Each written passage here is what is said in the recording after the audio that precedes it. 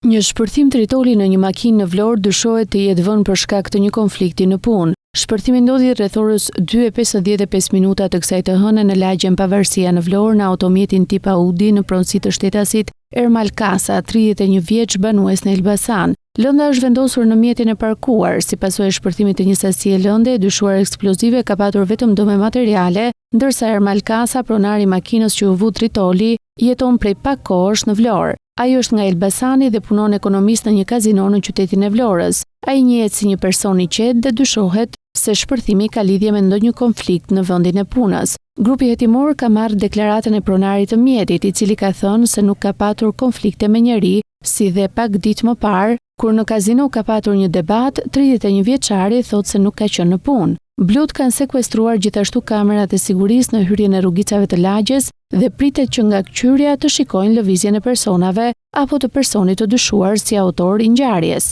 Grupi hetimor po punon për zbardhjen e plotë të rrethanave të kësaj ngjarje.